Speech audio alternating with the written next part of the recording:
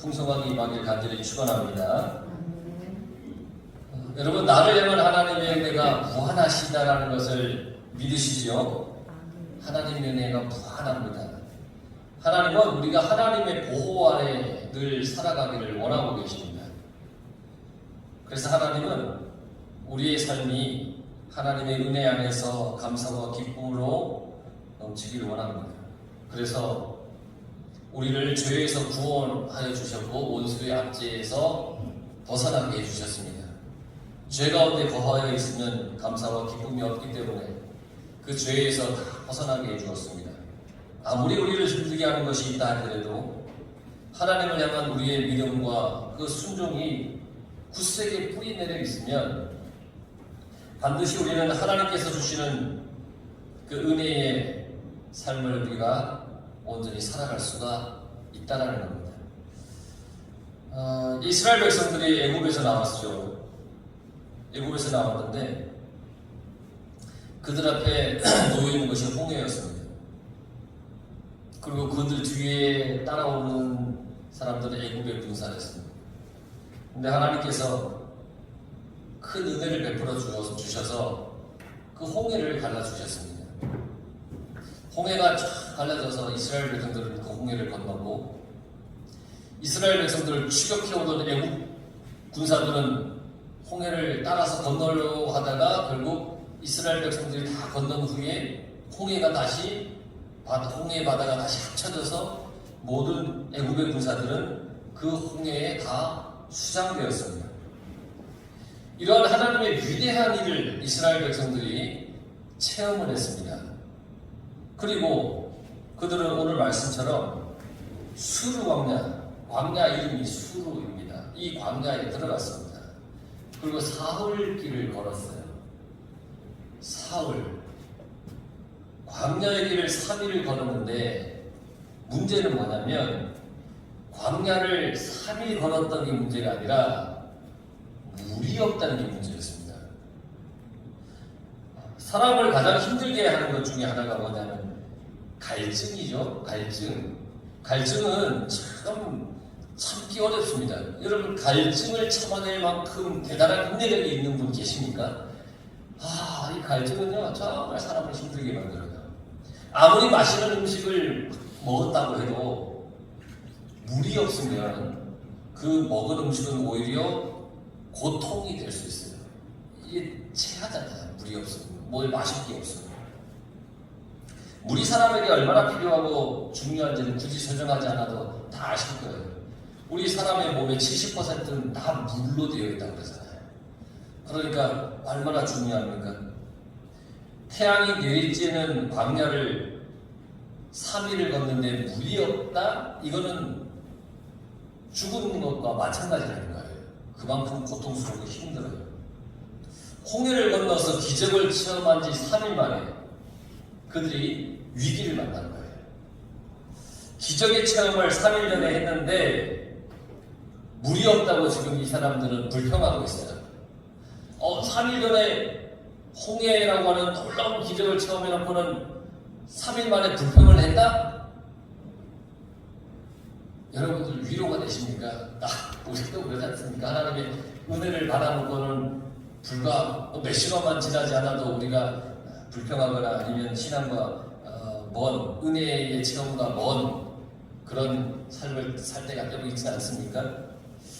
어쨌든 이 이스라엘 백성들이 3일 전에 홍해에 체험을 했으면 물이 없어도 꼭 참고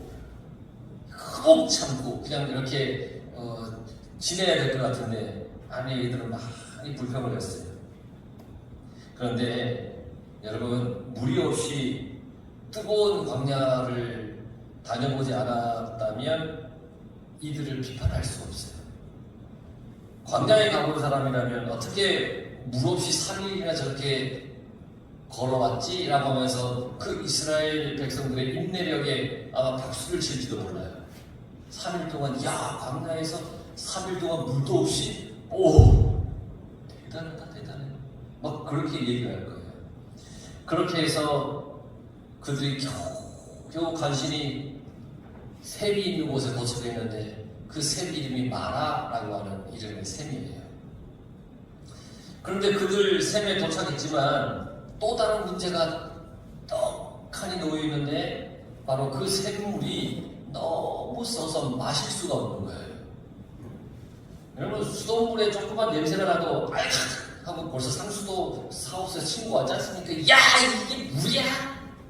네가 먹어! 뭐 이러면서 막 그러지 않습니까? 그런데 마실 수 없는 정도로 쓴 물인 거예요. 마라의 물이. 마라라고 하는 이 단어가 쓰다라는 뜻인데 히브리어 마르라고 하는 말에서 이렇게 온 말이에요. 그래서 쓴 물이에요. 쓰니까 마라라고 불렀어요. 제가 성지순례를 갔을 때 이 마라의 샘물의 샘에 가본 적이 있어요. 물론 그곳이 정말 마라의 샘물인지 아닌지는 모르겠어요. 가이드가 목사님들 여기가 그 당시 마라의 샘물입니다. 그러니까 그런가 보다 하고 봤지 속으로 90% 정도는 아이고 저 가이드 뻥치네 라고 생각했어요. 아닐 수도 있어요. 그런데 어쨌든 거기가 비슷한 장소에 샘이 이렇게 이제 만들어 놓고 이게 마라의 샘물이 되는 거예요. 그러니까 그 샘이 두 개가 큰 게 이렇게 있었어요. 근데 지금 거기는 굳이 설명하지 않아도 그 당시에 그 물은 쓰지 못해 이 우물 자체가 시궁창처럼 되어 있는 그 두 개를 넣고 이게 마라의 샘물이라고 이렇게 소개를 했어요. 너무너무 지적을 하는 것이었어요. 어쨌든 이 이스라엘 백성들은 이 마라의 도착에서 갈증을 해소하려고 잔뜩 기대를 가지고 있었어요. 하지만 결과는 기대와는 완전히 달랐어요. 이스라엘은 홍해 앞에서 그랬듯이 또 다시 모세에게 불평을 막 쏟아붓습니다. 야, 광야에서 우리 목말라 죽이려고 하냐? 막 그러면서 불평을 막 쏟아냈어요. 원망이 여기저기서 막 쏟아져 나왔습니다. 근데 이러한 백성들과 다르게 모세는 어떤 태도를 취했는가? 오늘 성경에 보니까 모세는 하나님께 부르짖었다. 그렇게 이야기를 하고 있어요. 우리는 모세의 이 자세에서 우리 삶의 문제 해결의 실마리를 찾을 수가 있어요. 문제가 생기면 그 문제를 가지고 하나님께 기도해야 합니다. 할렐루야. 부르짖는 겁니다. 오전에도 말씀드렸잖아요. 하나님 앞에 나와서 애통해야 됩니다. 원망과 불평은 아무런 해결을 가져다 주지 못해요. 여러분 문제가 있는데 에이 뭐야 저거 뭐야 원망하고 불평해서 해결된 적이 있습니까? 해결되지 않아요. 내 삶에 문제가 있다면 반드시 하나님 앞에 부르짖어야 됩니다. 부르짖어야 됩니다. 모세가 기도하니까 하나님께서 모세에게 한 나무를 가리킵니다. 그리고 그 나무를 물에 던지는 겁니다. 참 이상하죠? 왜 하나님은 모세에게 그 쓴 물에다가 나무를 던지라고 하셨을까? 많은 성서 식물학자들은 이 오늘 성경에 나와 등장하는 이름 모를 그 나무의 정체를 유두화라고 이렇게 꼽습니다. 아마 그 나무가 유두화라는 나무일 거야. 히브리어로 하르두프라고 하는 이 나무인데 이 꽃은 예뻐요. 꽃은 예쁜데 이 꽃이 독성이 있어요. 어느 정도의 독성이냐면 한 번은 이스라엘의 한 고등학생이 이 유두화 잎을 차로 끓여서 마셨다가 2분 만에 즉사한 사건이 있었어요. 또 이 유두화의 이 뿌리는 우리나라 조선시대에 죄인들에게 먹이던 사약 성분이 들어있는 그러한 나무라는 거예요.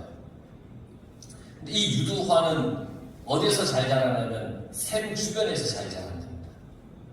그래서 성서식물학자들은 이 마라의 샘물 옆에 이 자란 나무로 유두화일 거다라고 하면서 좀 독특한 설명을 좀 덧붙였는데 뭐라고 했냐면 유한한 인간은 단 것으로 쓴 것을 치료하지만 전능한 하나님은 쓴 것으로 쓴 것을 치료하신다. 뭐 이렇게 설명을 했어요.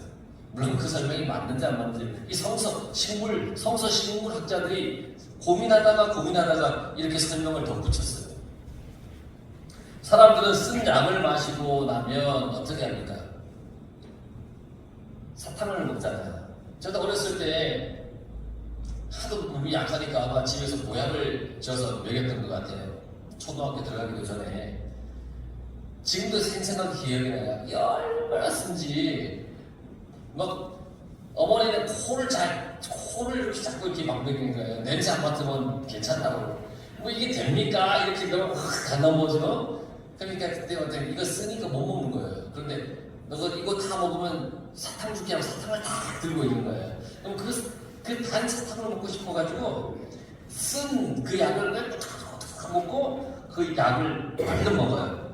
그러니까 사람은 쓴 약을 마시고 그 다음에 단 사탕을 먹지만 하나님의 방법은 이 성서 식물학자들에게는 반대라는 거예요. 독으로서 독을 치료한다 뭐 이런 얘기를 해요. 이게 무슨 얘기냐면 오늘 여러분 독감 예방 주사를 맞잖아요. 요즘 이제 독감 예방 주사 맞으라고 하나의원에 써 있더군요. 그래서 맞았습니다. 이 독감 주사도 마찬가지잖아요. 그 원리예요. 좋은 균을 넣는 게 아니라 이제 이 싸울 수 있는 균을 넣는 거예요. 그래서 서로 싸우게 만들어서 나에게 상처를 만들게 하는 거죠. 이 독감을 받는 그런 어떤 원리 같아요. 자, 이렇게 이스라엘 백성들의 문제 앞에 하나님은 항상 은혜로 그들의 문제를 해결해 주셨습니다. 이 마라에서도 마찬가지입니다. 마라의 샘물에 모세가 나무를 던져서 쓴물을 단물로 바꿨어요. 쓴물의 의미를 생각해 보면 우리 인생의 문제라고도 볼 수 있어요. 우리 마라와 같은 인생이에요. 우리 삶에 얼마나 많은 쓴 물들이 있습니까? 인생의 쓴 물은 물질의 문제이나 건강의 문제뿐만 아니에요. 이 쓴 물 속에는 우리의 생각이 쓸 때도 있고 내 마음이 쓴 물일 때도 있어요. 우리의 이 쓴 인생에 예수라고 하는 그 나무가 던져져야 우리의 인생의 쓴 물이 단물로 바뀌어질 수가 있어요. 예수라는 그 나무가 여러분들의 삶 가운데 던져지길 바랍니다. 예수라고 하는 이 나무가 나에게 올 때 거부하지 말고 꼭 안으시길 바랍니다. 그렇게 되면 우리 인생에 쓴 것이 바뀌게 됩니다. 우리에게 유익이 됩니다. 그러니까 무엇을 던지느냐 그게 참 중요하죠. 모세는 하나님의 말씀을 따라서 하나님이 지정하신 그 나무를 던졌습니다. 그냥 주위에 보이는 아무 나무나 던진 것이 아닙니다. 하나님이 저거 했을 때 그것을 딱 잡아다가 던졌습니다. 우리에게는 하나님께서 우리에게 지정해 주신 나무가 있습니다. 예수 그리스도이십니다. 우리가 우리 인생에 던져지게 되면 예수님이 우리 가운데 오면 우리의 삶은 분명히 변화됩니다. 우선 쓴 마음과 생각이 바뀝니다. 우리는 대부분 부정적인 생각에 사로잡힐 때가 참 많습니다. 그래서 부정적인 생각으로 인해서 우리의 꿈도 제한이 되고 우리의 역량도 제한이 될 수 있고 생각의 폭도 좁아져요. 또한 자신감도 사라져요. 모든 것을 포기하고 싶을 수도 있어요. 부정적인 생각과 마음이 가져다주는 결과들이에요. 우리가 부르는 복음성가 중에 이게 있잖아요. 할 수 있다 하면 된다 해보자 이게 있잖아요. 여러분 이 복음성가를 부를 때 어떤 마음으로 하십니까? 목사님이 이제 기도하기 전에 부르는 찬송이만 이렇게 박수치면서 따라해야지 할 수 뭐 그냥 의미 없이 하십니까? 여러분 그 가사 속에서 이야기하는 또 우리에게 전하시는 그 뜻을 우리가 깊이 생각하면서 그렇게 불러야 되는 거예요. 이 복음성가는 우리의 부정적인 마음과 생각을 바꾸는 노래예요. 할 수 있다? 하면 된다? 해보자! 이런 거잖아요. 예수라는 나무가 우리에게 던져지면 우리는 믿음을 가지고 말씀 안에서 기쁨으로 살아가게 됩니다. 부정적인 마음과 생각은 우리의 삶에 내가 볼 수 있는 것도 못 보게 합니다. 깨달을 수 있는 것도 못 보게 합니다. 그런데 이 모든 것이 예수 그리스도 안에서 다 변화되고 바뀌면 밝히 보여진다는 겁니다. 내가 어떻게 해야 될지 깨달아지는 겁니다. 1876년에 미국에서 일본으로 건너간 윌리엄 크라크라는 사람이 있습니다. 참 정말 진정한 비전의 사람입니다. 그는 미국의 매사추세츠 농가대학의 책임자로 이제 일하고 있던 중에 이제 1년 동안 일본에 가서 일본 젊은이들을 가르치고 오라고 하는 명령을 받습니다. 그래서 이 크라크가 자신의 임기인 일본 그 서쪽 어느 모퉁이에 이렇게 도착했을 때 그곳 마을의 도지사는 정말 큰 시름에 빠져 있었어요. 왜냐하면 이 클라크의 농업 기술, 이 특별 과정을 위해서 엄중하게 일본 전역에서 선발된 10여 명의 젊은이들이 배를 타고 강을 거슬러 이렇게 학교까지 오는 중에 술에 취해서 온갖 추태를 다 부렸다는 거예요. 그러니까 미국에서 아주 훌륭한 선생님이 와서 농업 기술을 이제 학생들에게 가르치려고 하는데 배우려고 하는 학생들은 이미 오기 전부터 술에 취해서 그냥 온갖 추태를 벌이고 있었어요. 그러니까 이 도지사는 시리게 받은 거예요. 아휴, 저놈들이 뭘 배울까? 그 젊은이들에게 어떤 가능성도 이 도지사는 찾아볼 수가 없었던 거예요. 그리고 도지사는 그들을 다시 고향으로 되돌려 보낼 생각이었어요. 너희들이 뭘 배우겠냐? 뭐 이런 마음이었겠죠. 그러나 이 클라크는 도지사에게 학생들에게 이 농업 교육뿐 아니라 내가 정신교육도 병행해서 가르칠 수 있게 해달라고 그렇게 부탁을 했습니다. 그리고 수업 시간 1시간 전 매일 성경에 나와 있는 이야기를 소재로 해서 윤리적, 도덕적인 것들을 하나씩 가르쳤습니다. 그리고 그들은 조금씩 변화되었습니다.